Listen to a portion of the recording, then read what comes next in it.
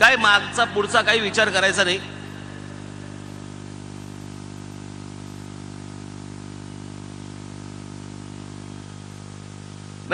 राज्यातही तेच, केंद्रातही तेच, दोन्ही ठिकाणी तेच आपलं चालू आहे. तुम्हाला आठवतंय 2014च्या निवडणुकीच्या अगोदर पंतप्रधान नरेंद्र मोदी काय म्हणाले होते, आठवतं तुम्हाला?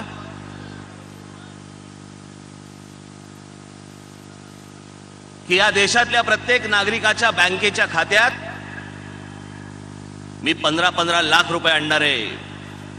स्विस बँकेमधला काळा पैसा मी परत इथे भारतामध्ये आणणार आणि प्रत्येकाच्या खात्यामध्ये 15-15 लाख रुपये टाकणार. सगळ्यांनी टाळ्या बडवल्या.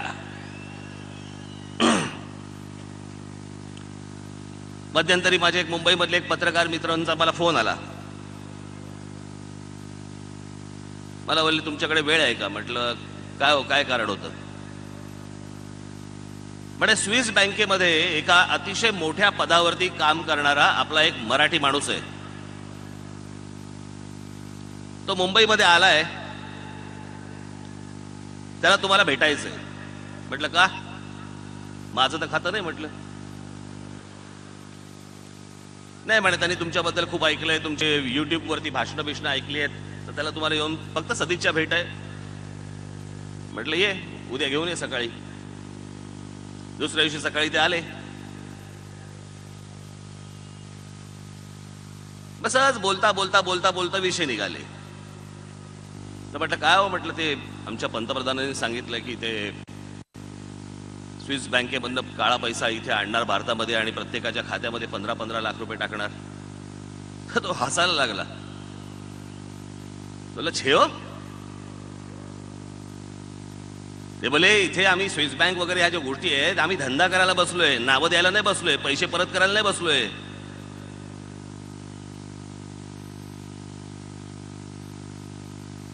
आणि ते बोले पैसे तर दूरची बात, आम्ही नावं सुद्धा सांगणार नाहीत की कोणाकोणाची खाती आहेत म्हणून. कारण पण आम्ही सांगूच शकत नाही. तो त्या स्विस बँकेचा तो व्यवसाय त्यांचा, ती गोष्ट करूच शकत नाहीत. मला बोले म्हणे अमेरिका सारखा देश म्हणे आमच्या मागे लागतो की यांची नावं सांगा आम्हाला, आम्हाला यांचे किती पैसे सांगा. म्हणे आम्ही अमेरिकेला सांगत नाही, आम्ही भारताला कुठे सांगणार?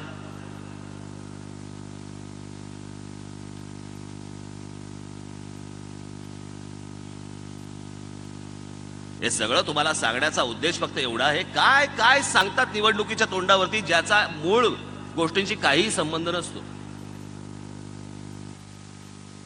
आता उद्या हे भाजप कुमार थापाडे येतील, उद्या तुम्हाला अजून काय काय गोष्टी सांगतील. मी तुम्हाला हे आणून देईन, मी तुम्हाला ते आणून देईन, मी असं करीन, मी तसं करीन. काही होणार नाही. बरं एवढं आणायचं होतं नागपुरात का नाही आणलं? बघा उद्या उद्या एक एक जण कोणी समजा जर जाणारच असेल कोणी सभेला, तर पॅड घेऊन जा, काय काय थापा मारतात बघा.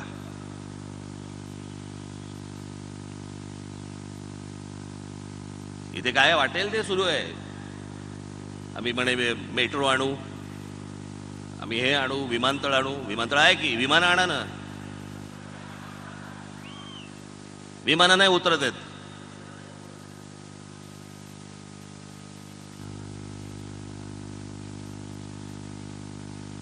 कल्याण डोंबिवलीला म्हणे किती 16,500 कोटी का काहीतरी देणार होते. 6,500 कोटी, 16,500 कोटी नाही, 6,500 कोटी. कल्याण डोंबिवली महानगरपालिकेच्या वेळेला मुख्यमंत्र्यांनी सांगितलं 6,500 कोटी रुपये मी तुम्हाला देईन. 1 रुपया नाही आला अजूनपर्यंत. नाहीच आहेत पैसे. मुंबईसाठी सांगितलं मी 10,000 कोटी रुपये देईन, नाहीच आहेत पैसे. समुद्रामध्ये शिवछत्रपतींचा पुतळा उभा करणार, कमीत कमी 8 ते 10,000 कोटी रुपये लागतील त्याला. यांच्याकडे मुळात पैसेच नाहीयेत. काँग्रेसने केलेली घोषणा जी त्यांना कधीच करायची नव्हती, ती परत भाजपवाल्यांनी उचलली. काहीतरी जलपूजन बिलपूजन काहीतरी करून आले तिकडे. मुळात पहिल्यांदा तुम्ही पुतळे उभेच कशाला करताय? महाराजांचं स्मारक जर बांधायचं असेल, महाराजांची स्मारकं उभी करायची असतील, तर महाराजांचे जे गडकिल्ले आहेत ते चांगले करा, जे भावी पिढ्यांना उपयोगी पडतील. ते गडकिल्ले हीच शिवाजी महाराजांची स्मारक आहेत. मनात येणार नाही, कारण काम करायला लागेल. हे थापा मारून मोकळे समुद्रात आपल्याला उभं करायचंय की आम्ही पण आपल्या वेळेसारखे जातो.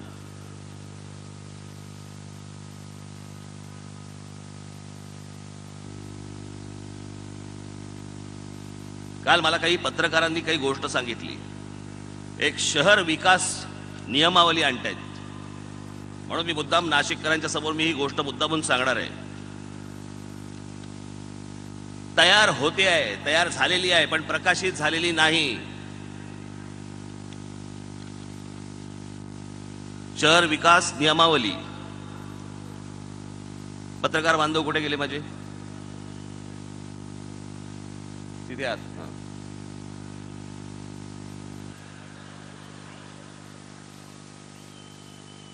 अजून प्रकाशित झालेली नाही. त्यातले मी फक्त तुम्हाला एक 5 गोष्टी फक्त मी तुम्हाला वाचून दाखवणार आहे. पण जी गोष्ट प्रकाशित झालेली नाही महाराष्ट्र राज्य सरकारकडनं, ती बाहेर पडलेली आहे. ही संपूर्ण नियमावली अजून प्रकाशित व्हायची आहे, पण बाहेर पडली आहे आणि ती बाहेर पडल्यानंतर व्हायरल झाली आहे. त्यात काय आहे एवढं फक्त मी माझ्या नाशिकच्या जनतेला फक्त सांगू इच्छितो. व्हायरल झालेली विकास नियमावली असं म्हणते की 9 मीटर खालच्या रस्त्यांलगत असलेल्या घरांना वाढीव बांधकामांसाठी वाढीव TDR मिळणार नाही. नाशिकमध्ये मोठ्या प्रमाणावरती एकत्र कुटुंब आहेत. त्यांना कुटुंब विस्ताराच्या अनुषंगाने भविष्यात जर घर बांधायचे असेल तर त्यांना ती जागा विकावी लागेल किंवा विकासकाकडून पुनर्विकास करून घ्यावा लागेल. पुनर्विकास बिल्डरकडून करून घ्यायचा असेल तर आसपासच्या जमिनी किंवा घर एकत्र घेऊन विकास करणं अशक्य आहे, कारण प्रत्येक कुटुंबाची आर्थिक स्थिती लक्षात घेता क्लस्टर कठीण आहे. यावर पर्याय एकच की ती जमीन विकायची आणि येईल त्या तुटपुंज्या पैशात नाशिक बाहेर गावात विस्थापित व्हायचं. तुम्हाला घर बांधता येणार नाही. नाशिकमध्ये 16 लाख लोक राहतात. अंदाजे 4 लाख मिळकतीचं घर आहेत. त्यातील 2 लाख घरं हे 9 मीटरच्या खाली असलेल्या रस्त्यांलगत राहतात. म्हणजे निम्म्याहून जास्ती नाशिक विस्थापित होणार. हे राज्य सरकारची नियमावली आहे. कॉलनीतील रस्ते 9 मीटरपेक्षा खालचे आहेत तर आणि गावठाणात 6 मीटरपेक्षा कमी रस्ते आहेत. थोडक्यात निम्म नाशिक शहराबाहेर ढकलणार आणि क्लस्टर सुरू करणारे मोठ्या बिल्डर्सच्या फायद्याचं ठरणार. हे असली नियमावली हे आता राज्य सरकारतर्फे आणतायत. उद्या मुख्यमंत्र्यांची सभा आहे, त्यांनी सांगावं की हे खोटं आहे. आणि जर हे असेल तर मी ते रद्द करीन म्हणून तुम्ही पहिल्यांदा आश्वासन देणार आहात का, वचन देणार आहात का, की परत थापाच मारणार आहात निवडणुकीच्या तोंडावर?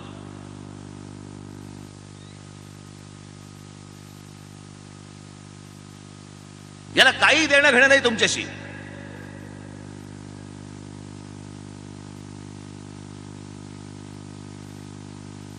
आज पोलिसांनी दिलेला आकडा सांगतो तुम्हाला. पोलिसांनी दिलेला, पत्रकारांना बोलवून सांगितलं.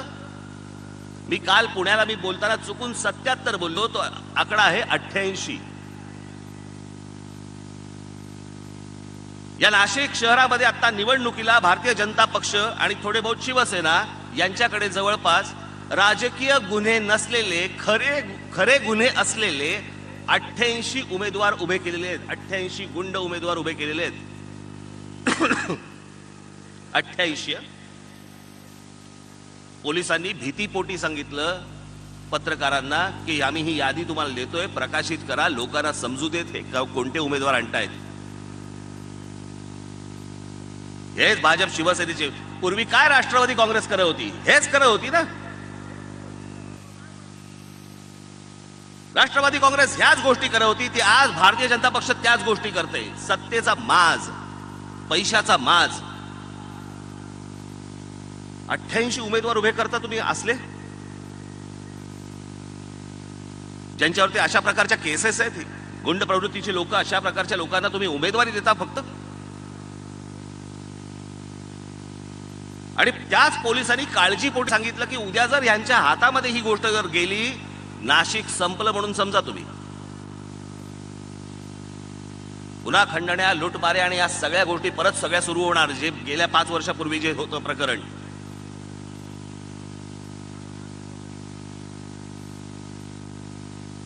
काय झालंय तर मला भाजपला कळत नाही. मला एक त्यांच्याकडे स्वतःकडे उमेदवार नाहीत, दुसऱ्याच्या घरात बघत असतात. यांना पोरं होत नाही, दुसऱ्याच्या घरात पोरं उचलतात आणि फिरायला घेऊन जातात.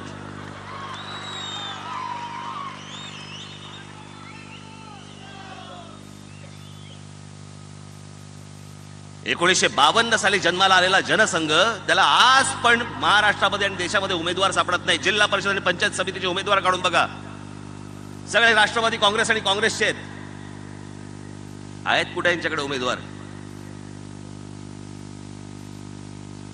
निवडणुकीच्या तोंडावरती हे असले घ्यायचे, पैसे द्यायचे, 50-50 लाख रुपये द्यायचे, 1-1 कोटी रुपये द्यायचे आणि माणसं फोडायची. यांच्याकडे स्वतःकडे माणसंच नाहीत. आता पुण्याला देखील, पुणे शहरामध्ये उमेदवार कोण असावेत हे कोण ठरवतोय? तर एक बिल्डर, तो ठरवणार की ह्याला कुठे कोणाला कुठची उमेदवारी द्यायची. वर्षानुवर्ष ज्यांनी पक्षामध्ये कामं केली त्यांना नाही, हे ठरवणार, पैशाच्या जीवावर ठरवणार.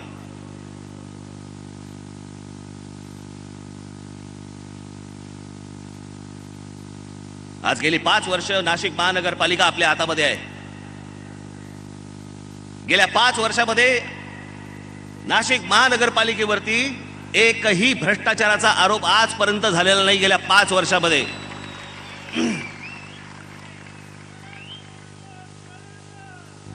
ती गोष्ट होऊच दिली नाही, आणि ती होऊ दिली नाही म्हणून अनेक जण बाहेर गेले,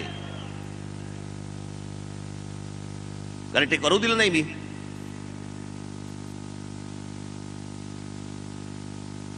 5 वर्षापूर्वी ज्यावेळेला जाहीर सभा झाली होती, त्याच्यामध्ये मी काही गोष्टी बोललोही नव्हतो. त्या गोष्टी मी प्रत्यक्षामध्ये उतरवल्या नाशिकमध्ये.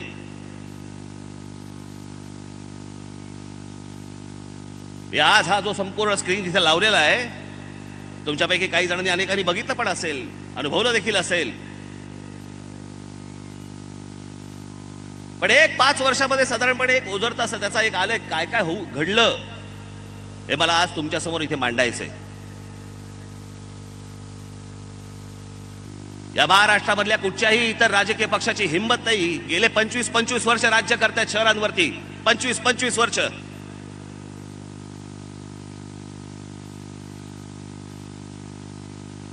मुंबई ठाण्यावरती शिवसेना भारतीय जनता पक्ष 25 वर्ष. पुणे शहरावरती काँग्रेस, राष्ट्रवादी काँग्रेस, तेव्हा राष्ट्रवादी काँग्रेस नव्हती पण काँग्रेस, जवळपास 30 ते 35 वर्ष. कामं दाखवू शकत नाहीयेत, कामं सांगू शकत नाहीयेत. आणि आपल्या महाराष्ट्र नवनिर्माण सेना, त्याच्या हातामध्ये नाशिक महानगरपालिका आली 5 वर्ष. त्यांची 25 वर्ष, आपली 5 वर्ष. हेच व्यासपीठ असेल, या कोपऱ्यात मी उभा राहतो, त्या कोपऱ्यात त्यांनी उभं राहावं आणि सांगावं त्यांनी 25 वर्षात काय केलं, मी सांगतो 5 वर्षात मी काय केलं.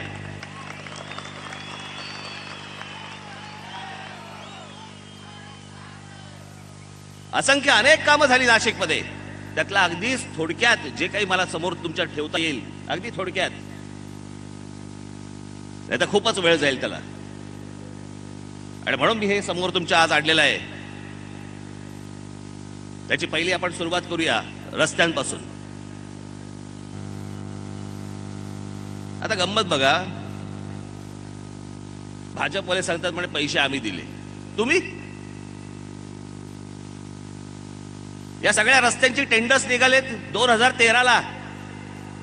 त्याच्या सगळ्या कॉपीज माझ्याकडे आहेत, जे कल्याण डोंबिवलीच्या सभेमध्ये मी दाखवल्या पण होत्या. टेंडर्स निघाले 2013ला, हे सत्तेवरती आले 2014ला. हे देतील कसे पैसे? ऍडव्हान्स मध्ये दिले होते.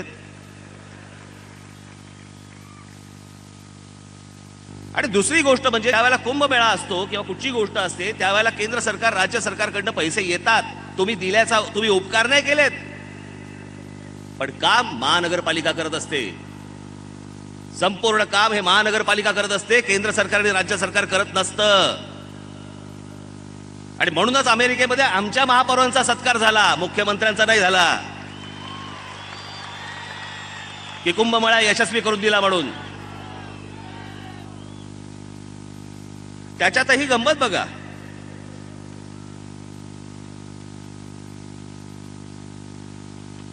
नाशिकला कुंभमेळ्यासाठी 1100 कोटीची गरज होती. त्यापैकी राज्य आणि केंद्र सरकारने फक्त 700 कोटी रुपये दिले. त्यामुळे महानगरपालिकेने 400 कोटी रुपये उभे केले आणि कुंभमेळा पार पाडला. नाशिकची लोकसंख्या 16 लाख आहे, तर उज्जैनची लोकसंख्या, त्याच्यानंतर जो झाला, उज्जैनची लोकसंख्या फक्त 5 लाख आहे. बघा दुजाभाव, बघा दुजाभाव, राजकारण बघा. नाशिकची लोकसंख्या फक्त 16 लाख आहे आणि उज्जैनची लोकसंख्या फक्त 5 लाख आहे. केंद्र सरकारने उज्जैनच्या कुंभमेळ्याला 2200 कोटी रुपये दिले आणि राज्य सरकारने केंद्राकडे या बाबतीत आपल्याकडे असलेल्या पाठपुरावा देखील केला नाही. म्हणजे आपल्याला 16 लाखाला 1100 कोटी रुपये आणि 5 लाखाला 2200 कोटी रुपये तेही पूर्ण दिले नाहीत आपल्याला. आणि त्याच्यावरती हे सांगतात की आम्ही पैसे दिले. तुम्ही होतात कुठे? काही येऊन थापा मारायच्या. अनेकांना असं वाटतं नाही बरोबर आहे.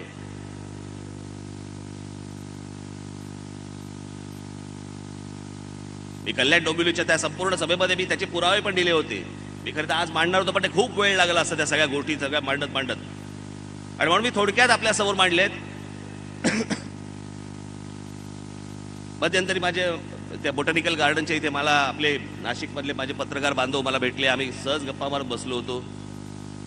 त्यांनी मला सांगितलं की गेल्या म्हणे पावसाळ्यात म्हणे आपल्या गोदावरी नदीला ज्याला पूर आला, खूप पाऊस पडला, त्यावेळेला म्हणे चॅनलची जी लोक आहेत मुंबईमधली, त्यांनी त्यांना सांगितलं म्हणे की तुम्ही मुंबईतले आम्ही खड्डे दाखवले, पुण्यातले दाखवले, ठाण्यातले दाखवले, नाशिकमधल्या रस्त्यांमधल्या खड्ड्यांचं फुटेज आम्हाला पाठवा. हे त्यांनी सांगितलं, मी नाही. त्यांनी सांगितलं की नाशिकमध्ये रस्त्यांमध्ये खड्डे नाहीत, फुटेज पाठवू शकत नाही. त्याच्यावर त्यांनी सांगितलं ह्याला काय अर्थ आहे, हे खड्डे नाहीत म्हणजे काय. बघा प्रश्न बघा काय आमच्याकडे काय प्रश्न पडतात. जे नव्याने रस्ते बांधले, ज्याचं रिसर्फेसिंग केलं गेलं, असे जवळपास 510 किलोमीटरचे रस्ते आपण नाशिक शहरामध्ये बांधले. 510 किलोमीटर. 510 किलोमीटर म्हणजे तुम्हाला समजावं म्हणून सांगतोय, 510 किलोमीटर म्हणजे मुंबई ते गोवा. विश्वास बसत नसेल कोणत्याही क्षणी मी तुम्हाला दाखवायला तयार आहे या सगळ्या गोष्टी. कारण प्रत्येक जण प्रत्येक ठिकाणी जातो तसं नाही. आता शहरही वाढले आणि मला थापा मारायची आवश्यकता नाही, मला थापा मारायची गरज नाही. शहर विकास हा माझ्या आवडीचा विषय, हा माझ्या पॅशनचा विषय आहे, म्हणून मी ही गोष्ट करतो. मी या सगळ्या गोष्टी राजकारणासाठी करत नाही. मला असं प्रत्येक वेळेला वाटतं की या कुठच्याही शहरामध्ये ज्यावेळेला माझ्या हातामध्ये ती सत्ता येईल, प्रत्येक शहरातला वेळ लागेल, पण पहिल्या 5 वर्षामध्ये जे दाखवतोय आपण, पुढच्या 5 वर्षामध्ये काय काय घडेल. वाटतं असं की प्रत्येक शहरातला माणूस घरातनं बाहेर पडला की त्याला समाधान वाटलं पाहिजे की नाही मी एका चांगल्या शहरामध्ये राहतोय. माझ्या माता भगिनी इकडे असतील, त्यांना पण वाटलं पाहिजे की माझ्या कच्च्या बच्च्यांना संध्याकाळी फिरवायला मला जागा पाहिजेत, बागा पाहिजेत, मैदानं पाहिजेत मुलांना खेळायला. पुढे काय काय करीन ते हे मी तुम्हाला सांगेनच, परंतु आता रस्ते 5 वर्षात 510 किलोमीटरचे अंतर्गत रस्ते.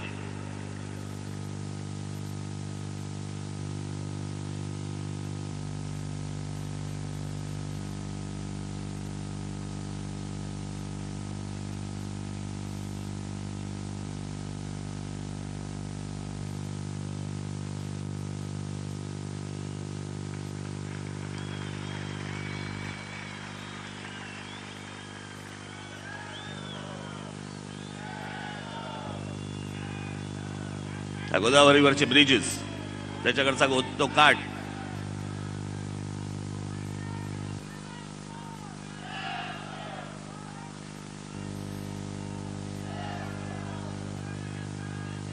हे आपलं शहीद सर्कल, हे मायलन सर्कल, हे एबीपी सर्कल. हे मुद्दामून तुम्हाला दाखवण्यासाठी मी हा फोटो आणला. हा गेले कित्येक वर्ष एक रस्ता काही मीटरचा काही रस्ता हा भंगारवाल्यांनी अडवून ठेवला होता. हा बुलडोझर फिरवून 2 दिवसाच्या आत अख्खा रस्ता साफ केला आणि तिथे रस्त्याला कामाला सुरुवात झाली. अनेक नागरिकांच्या तक्रारी होत्या. शहरामधली अनेक अतिक्रमणं हटवली.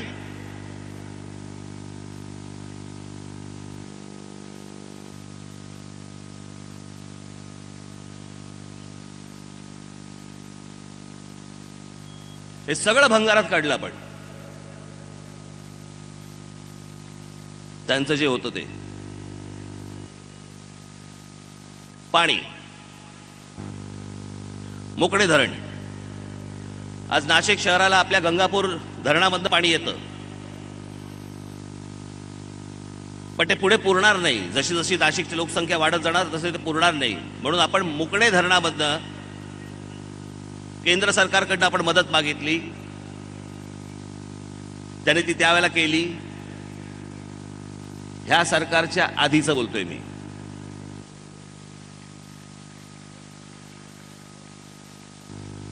महानगरपालिकेने पैसे घातले त्याच्यामध्ये आणि या मोकळे धरणामधनं जवळपास आपण 16 किलोमीटरची पाईपलाईन आता टाकतोय. त्याचं काम सुरू आहे. आता पुढच्या साधारणपणे 1-1.5 वर्षामध्ये हे काम पूर्ण होईल.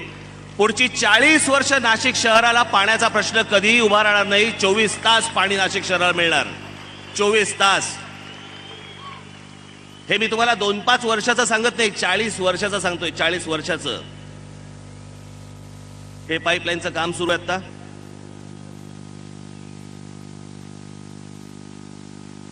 हे पाईप्स टाकण्याचं काम सुरू आहे. हे 50 दशलक्ष लिटरच्या 2 भव्य टाक्या तिथे आपण उभ्या करतोय. हे जलशुद्धीकरण प्रकल्प.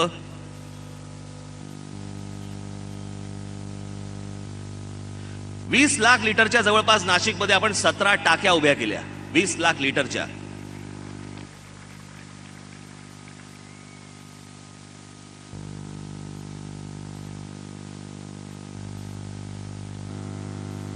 मलजल प्रक्रिया त्याचं केंद्र.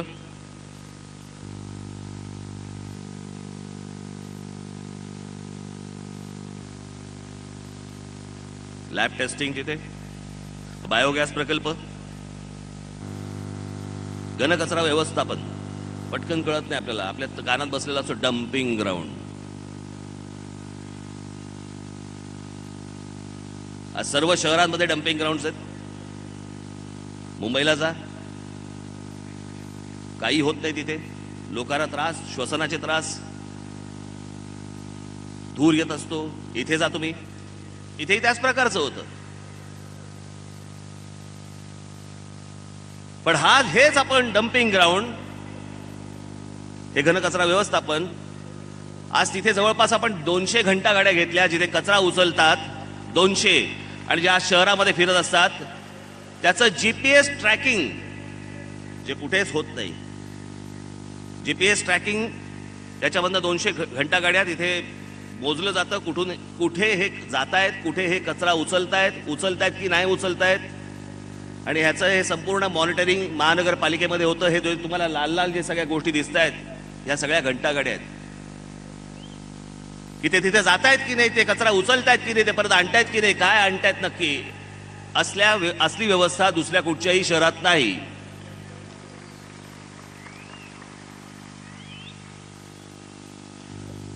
हे त्याचं वर्गीकरण होतं. तिथे आपण डम्पिंग ग्राउंडमध्ये गेलात तर तुम्हाला दिसेल ते. हे त्याचं वर्गीकरण होतं कचऱ्याचं.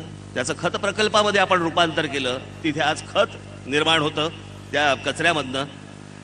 हे घनकचऱ्यातून खत निर्मिती. आणि हे ते खत आज आजूबाजूच्या अनेक नाशिकमधले शेतकरी हे घेऊन जातात. पुढच्या काही दिवसांमध्ये तुम्हाला तिकडे वास पण येणार नाही कुठच्या गोष्टींचा. हे चिल्ड्रन्स ट्रॅफिक एज्युकेशन पार्क आपण जे उभं केलं, जवळपास 5 ते 6 एकरमध्ये आपण ते उभं केलं की लहान मुलांना ट्रॅफिकचे धडे, वाहतुकीचे नियम समजावेत. आणि त्या दृष्टिकोनातनं आनंद महिंद्रा आनंद महिंद्रांनी ते स्वतः इनिशिएटिव्ह घेऊन ते काम केलं. त्यांच्या CSR फंडातनं ते गोष्ट केली. हे आपलं चिल्ड्रन्स ट्रॅफिक एज्युकेशन पार्क आपण उभं केलेलं आहे. हे तिकडे प्रशिक्षण केंद्र आहे. हे त्याच्या त्या सायनेजेस ज्या असतात त्या सायनेजेस आहेत. हे मुलांना शिकवण्यासाठी म्हणून ते छोटंसं एक हॉस्पिटल सारखं केलंय. हा छोटासा एक तिथे ब्रिज केलाय. मग त्याच्या खालून त्याचे नियम काय असतात हे मुलांना तिथे गोष्टी शिकवल्या जातात. एके दिवशी मी काही 4-1 वर्षापूर्वी मी असाच फिरत असताना त्या एका जागेत गेलो जिथे आता माननीय बाळासाहेबांचं ऐतिहासिक ते वास्तुसंग्रहालय आहे. मला ते दाखवते काय काय. तर मी म्हटलं जरा थांबा, आपण काहीतरी चांगला विचार करू याच्यावरती. आणि मग विचार केला की बाळासाहेबांच्या नावाने म्हटलं आपण एक स्मारक उभं करू. माझा हा दावा असले दावे मला कधी करावेसे वाटत नाहीत. माझी इच्छा नाहीये. जे माझ्या मनाला पटतं ते मी करतो. की पहिलं मी केलं, ह्याने मग नंतर दुसरं केलं, ह्याने तिसरं केलं, गरज नाही मला त्याची. जे मी केलं हे मनापासून केलं. आणि मी विचार करत होतो की माननीय बाळासाहेबांचं जर स्मारक उभं करायचं असेल तर ते त्यांच्या नावाला शोभलं पाहिजे. आणि म्हणून ते शोभेल असं म्हणून मी बाबासाहेब पुरंदरेंशी बोललो आणि बाबासाहेबांना सांगितलं. म्हटलं बाबासाहेब, म्हटलं मला बाळासाहेबांच्या नावाने एक स्मारक उभं करायचं आहे. जर आपण जर परवानगी दिलीत तर म्हटलं आपल्याकडे जी काही जुनी शस्त्र आहेत, 200 वर्ष जुनी, 300 वर्ष जुनी जी शस्त्र आहेत, त्या शस्त्रांचं एक तिथे प्रदर्शन तिथे भरवावं अशी माझी मनामध्ये इच्छा आहे. त्याचबरोबर म्हटलं मी आपले वासुदेव कामत जे चित्रकार आहेत त्या चित्रकारांना त्यांच्याकडनं म्हटलं मी महाराजांच्या आयुष्यातल्या काही प्रसंगांवरती मी पेंटिंग्स करून घेणार आहे. तर ती पेंटिंग्स देखील मला तिथे लावायची आहेत. तर तुमची तयारी आहे का? ते बोले 100%. सुरुवात करा कामाला. उद्घाटनाच्या 2 ते 3 दिवस अगोदर बाबासाहेब स्वतः इथे बसले होते आणि स्वतः ते शस्त्र लावत होते. वय वर्ष 94. आणि मग त्यातनं हे माननीय बाळासाहेबांचं नावाने हे स्मारक आपण तिथे उभं केलं. ही तिथे असलेली दीपमाळ, स्मारकाची जागा, हे आता एक तिथे आता उभं केलेलं आहे. पुढचं जे त्याच्या समोरची जी इमारत आहे त्या इमारतीमध्ये माननीय बाळासाहेबांची जी व्यंगचित्र आहेत त्या व्यंगचित्रांचं एक संपूर्ण दालन याच्या पुढे आपण तिकडे एक उभं करतो आहोत की ज्याच्यातनं आलेल्या लोकांना ती ही गोष्ट दिसावी. ही तिथे वासुदेव कामतांनी केलेली तेलचित्र आहेत. ज्यावेळेला पन्हाळगडावरनं महाराज तिथून रात्रीच्या वेळेला निसटले तो प्रसंग काय असेल तो दाखवण्याचा तिथे प्रयत्न केला आहे. महाराजांचं स्वतः त्यांचं पूर्ण तैलचित्र आहे. हे महाराजांचं ज्यावेळेला राज्याभिषेक झाला त्यावेळेला जी मिरवणूक निघाली त्याचं हे चित्र आहे. ही तलवार जी आहे ही आपल्या शिवछत्रपतींची इंग्लंडला असलेली जी जगदंबा तलवार आहे त्या जगदंबा तलवारीची तशीच्या तशी प्रतिकृती ही आपण आज त्या ठिकाणी आपण आणलेली आहे आणि तिकडे बसवलेली आहे. आपण जाऊन कधी बघू शकता.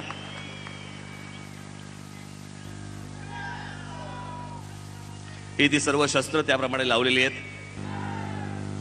वन उद्यान.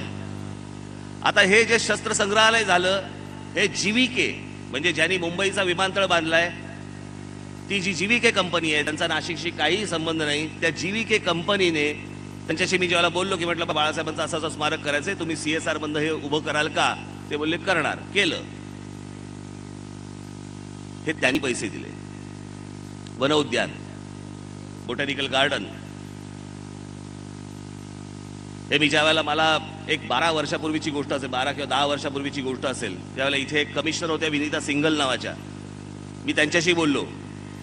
त्यांनी मला एके दिवशी विचारलं पण की इथे नाशिकमध्ये एक बोटॅनिकल गार्डन आहे, असंच पडू नये वन खात्याचं, कोणी जात पण नाही तिकडे, बघितले का कधी? म्हटलं नाही.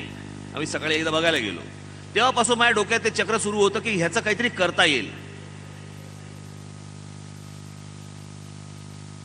आणि मग एके दिवशी ती कल्पना मला ज्याला आली संपूर्ण काही बाबा काय काय गोष्टी करता येतील. मी काही जणांशी बोललो, त्यांना विचारलं आणि मग तो आराखडा घेऊन मी रतन टाटांकडे गेलो.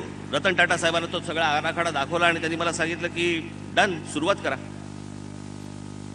3 कोटी रुपयाचं बजेट होतं. 3 कोटी रुपयांचं टाटा सन्सचं 3 कोटी रुपयांचं बजेट होतं. आजपर्यंत टाटा सन्स कंपनीने जवळपास 14 कोटी रुपये या गार्डनवरती खर्च केलेले आहेत. 14 कोटी रुपये. कशासाठी रतन टाटा आले असते हो नाशिकमध्ये? काही काम आहे का त्यांचं इथे नाशिकमध्ये? कशासाठी ते पैसे घालतील इथे? त्यांना फक्त मी केवळ रिक्वेस्ट मी केली आणि त्याच्यावरती ते इथे आले. जीविकेचे लोक कशासाठी इथे आले असते? हे वन उद्यान, हे त्याचं तुम्ही बघितलं असेल, बोटॅनिकल गार्डनचं हे गेट, यातली माहिती, हे तिकडे हत्तींचं अभयारण्य, हे प्रत्येक झाडांना तिथे कुठची कुठची झाडं आहेत, त्या झाडांना प्रत्येकाची जी नावं आहेत. त्याच्यानंतर हे तो लेझर शो, तुमच्यापैकी अनेकांनी तो पाहिला असेल, त्याचा हे गेट, हा तो लेझर शो. अशा प्रकारचा लेझर शो जिथे अशा प्रकारे झाडं तुमच्याशी बोलतात, असा आपल्या संपूर्ण देशामध्ये अशा प्रकारचा शो नाही, अशा प्रकारचा लेझर शो नाही देशात.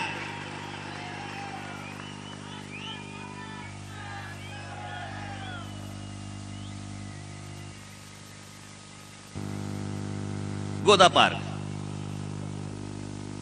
संपूर्ण गोदा पार्क आपण उभं केलं. मुकेश अंबानी यांना मी हे सांगितलं, म्हटलं मुकेश भाई, म्हटलं तुम्ही असं असं आहे तिथे एक गोदा पार्क, म्हटलं मला उभं करायचं आहे, तुम्ही CSR फंडात पैसे द्याल का? बोले नक्की. त्यांना दाखवला आराखडा, कामाला सुरुवात झाली. आता मध्ये मी त्याचं उद्घाटन करणार होतो आणि आपल्या गोदावरी नदीला पूर आला आणि त्याच्यात काही गोष्टींचं त्याच्यात नुकसान झालं, पण ते आता परत काम सुरू होईल, त्याचं काम पूर्णपणे होईल, पहिल्यासारखं परत दिसेल ते. हे गोदा पार्क.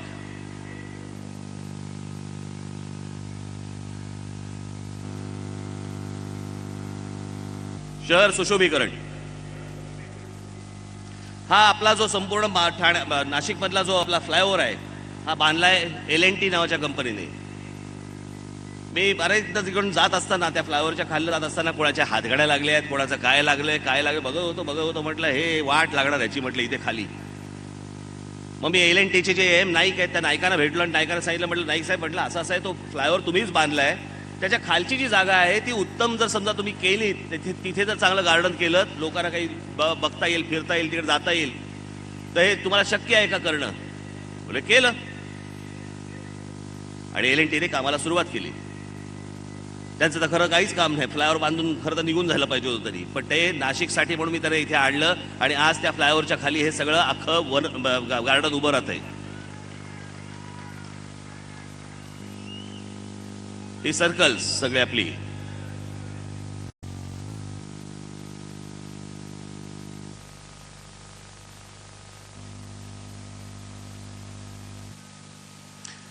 हा जो आपण कारंजा इथे जो उभा केलेला आहे गोदावरी नदीत, हा मला जगाचं कल्पना नाही, पण आपल्या देशामधला हा एकमेव कारंजा आहे जो 100 फुटाचा, जो वाहत्या पाण्यामध्ये आहे, जो स्थिर पाण्यात नाही आहे. सगळीकडचे जे कारंजे असतात हे सर्वसाधारणपणे तलावात असतात, स्थिर पाण्यामध्ये असतात. हा वाहत्या पाण्यातला पहिला कारंजा आहे. हे आपण वॉटर कर्टन, आपला अहिल्याबाई होळकर आपला जो ब्रिज आहे त्याच्यावरती आपण हा वॉटर कर्टन टाकलाय. असा कर्टन दुसऱ्याकडे आज दुसऱ्या अख्ख्या देशात कुठेही नाही. तुम्ही कुठच्याही शहरात जा आणि तुम्ही मला हे दाखवा की अशा प्रकारचा वॉटर कर्टन आहे म्हणून. संध्याकाळी बाबा परिवाराने जावं, तिकडे पाहावं, बसावं, अजून तिकडे अजून अनेक गोष्टी सुशोभीकरण व्हायचंय. ते वॉटर कर्टन. एका वर्षात स्मार्ट नाशिक ऍप 18,500 समस्यांचं निवारण झालं फक्त त्या ऍपद्वारे. गेल्या 5 वर्षात नाशिक महानगरपालिकेवरती भ्रष्टाचाराचा एकही आरोप नाही.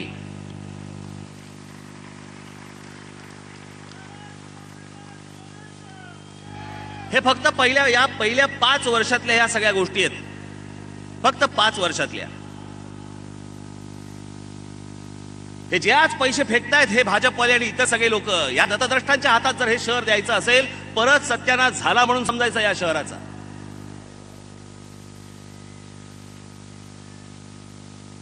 मला आज अनेक गोष्टी या शहरामध्ये आणायच्या आहेत, करायच्या आहेत. इथे असलेलं दादासाहेब फाळके आपलं स्मारक जे आहे, हे मला अशा प्रकारचं करायचंय स्मारक की जे मुंबईमध्ये जो बॉलिवूड आहे ते स्वतः बघायला आले पाहिजे इथे, की हे दादासाहेब फाळके स्मारक काय आहे ते. तिथले हिरो हिरोईन इकडे आले पाहिजेत नाशिकमध्ये.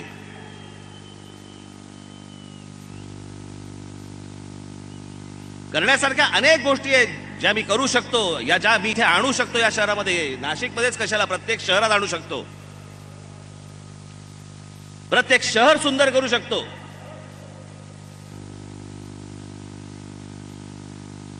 कारण या प्रत्येक कामात आणि प्रत्येक टेंडर मधनं पैसे खायची सवय नाही मला.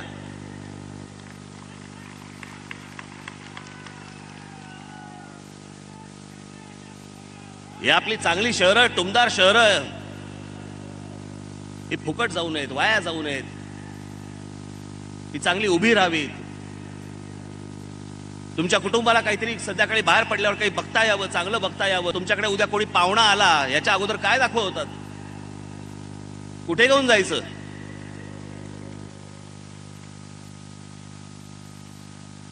हे सगळं या सगळ्या शहरांसाठी म्हणून मी करतोय, या नाशिकसाठी म्हणून मी करतोय. ही माणसं आली असती तरी काय इथे. या गेल्या 5 वर्षामध्ये काँग्रेस सरकार असताना, काँग्रेस राष्ट्रवादीचं सरकार असताना जवळपास 2 वर्ष नाशिक शहराला आपल्या आयुक्तच दिले नाहीत, तरी काम सुरू होतं. 3 वर्षातले 2 वर्ष आयुक्तच नाही. मी सारखा सांगतोय, म्हटलं कमिशनर द्या, आयुक्त द्या.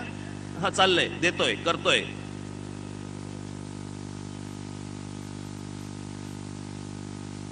आजपर्यंत 3 आयुक्त झाले, आता जे आले ते तिसरे.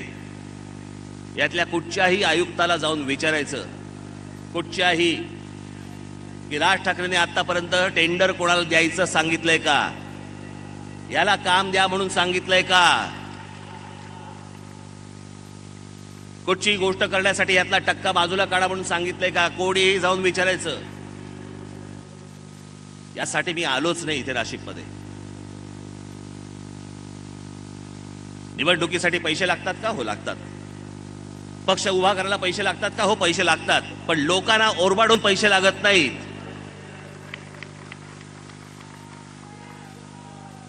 जर तुम्ही ही जर शहरं उभी केलीत, अनेक लोक आहेत की जे स्वतःहून आणून पैसे देतील तुम्हाला. पण ही नतद्रष्ट माणसं शहरांची ही वाट लावतायत आणि त्या शहरांमधून फक्त ओरबाडून फक्त पैसे काढायचे त्यांना. हे सगळं जे आहे तुमच्या समोर मी ठेवलेलं आहे, मांडलेलं आहे. निर्णय नाशिककरांना घ्यायचा आहे. माझ्या नाशिकच्या जनतेला हा निर्णय घ्यायचा आहे की पुन्हा महाराष्ट्र नवनिर्माण सेना हवी आहे का शहराची वाट हवी आहे.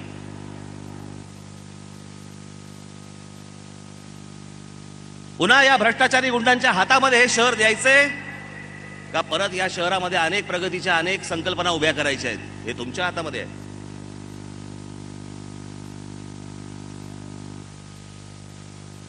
आज जे 5 वर्षात जे झालंय इथे नाशिकमध्ये, पुढच्या 5 वर्षामध्ये दुपटीने तिपटीने हे सगळं मोठं होईल. अनेक योजना याच्यामध्ये मी अजून आणि आणणार. यांच्यासारखा नाही मी. 25 वर्षात काय केलं हे अजूनपर्यंत सांगू शकत नाहीयेत. मी 5 वर्षात काय केलंय तुमच्या समोर मांडलंय. आजपर्यंत कुठच्याही राजकीय पक्षाने पहिल्या 5 वर्षामध्ये आपण कोणती कामं केली हे आजपर्यंत, स्वातंत्र्य मिळाल्यापासून आजपर्यंत कधी कोणी दाखवलं होतं का? हो, हा पहिला पक्ष आहे. बाप दाखवा तर श्राद्ध घाला. आणि म्हणून हे सगळं केलेलं आज आपल्या हातात सगळ्यांना दिलेलं आहे. परत जर नाशिक आपल्याला परत याच गतीने, प्रगतीने जर समजा घडवायचं असेल, हीच गती जर हवी असेल, तर तुम्हाला रेल्वे इंजिन शिवाय पर्याय नाही. तुम्हाला भ्रष्टाचाराच्या चिखलात बरबटलेले, गुंडांच्या हातात गेलेले पक्ष जर समजा तुम्हाला हवे असतील, तर तुमचं शहर तुम्हाला लख लाभो. तुमचं नशीब तुमच्यापाशी. त्यांच्या फेकलेल्या पैशावरती जर समजा उद्या मतदान होऊन जर समजा शहरांची वाट लागणार असेल, राज ठाकरे काही नाही करू शकणार. पण या शहरांचं जर समजा भविष्य घडवायचं असेल, तर महाराष्ट्र नवनिर्माण सेनेच्या हातात तुम्हाला परत या नाशिक शहराची सत्ता ही तुम्हाला द्यावीच लागेल. आणि त्याच्यासाठी म्हणून मी आज आपल्या समोर इथे आलो, उभा राहिलो, आपल्या समोर या सगळ्या गोष्टी दाखवल्या आहेत. निर्णय आपला आहे. आपण सुज्ञ आहात, विचार कराल ही आशा अपेक्षा बाळगतो आणि आपणा सर्वांची मी रजा घेतो. धन्यवाद. जय हिंद, जय महाराष्ट्र. माननीय साहेबांना मी विनंती करतो.